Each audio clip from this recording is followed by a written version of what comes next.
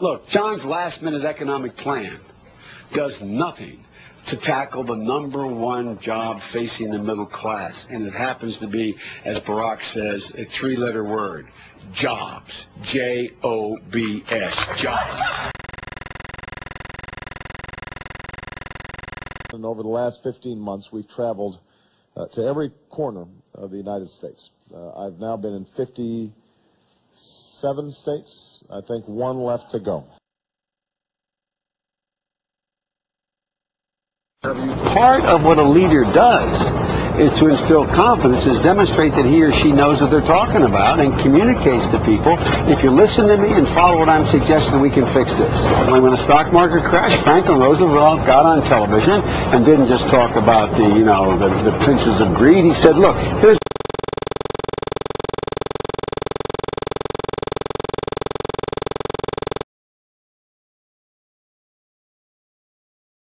Obama has said he supports clean coal technology, which I don't believe you've always supported. I have always supported it. That's a fact. My record, just take a look at the record. My record for 25 years has supported clean coal technology. A comment made in a rope line was taken out of context. Senator, wind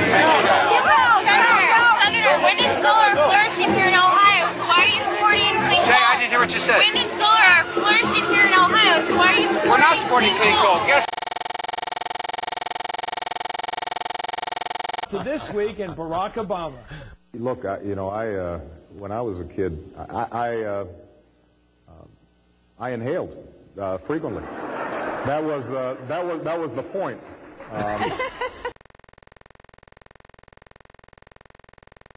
Well, I think Senator McCain is absolutely right that we need more responsibility. Well, Senator McCain is absolutely right that the earmarks process has been abused.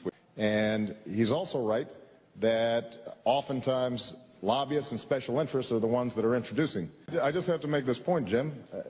John, you're absolutely right that presidents have to be prudent. No, actually, I think Senator McCain and I agree for the most part on these issues. And he's absolutely right.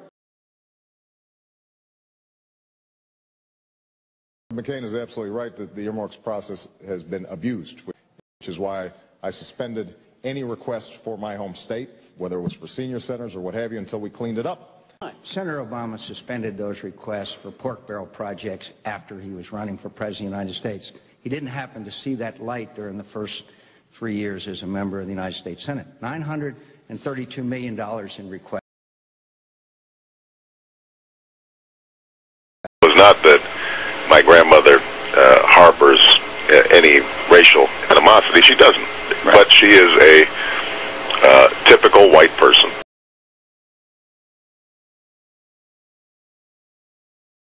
Senator Obama, let me ask you about motivating, inspiring, keeping your word. Nothing more important. Last year, you said if you were the nominee, you would opt for public financing in the general election of a campaign. Try to get some of the money out. You checked yes on a questionnaire.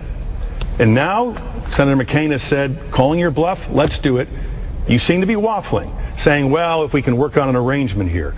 Why won't you keep your word in writing that you made to abide by public financing of the fall election? Tim, I am not yet the nominee. And what I've said is that when I am the nominee, if I am the nominee, because we've still got a bunch of contests left and Senator Clinton's a pretty tough opponent.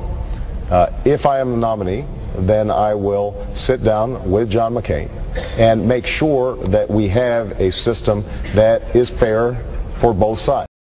Hi, this is Barack Obama. We've made the decision not to participate in the public financing system for the general election. I support a robust system of public financing of elections, a new kind of politics.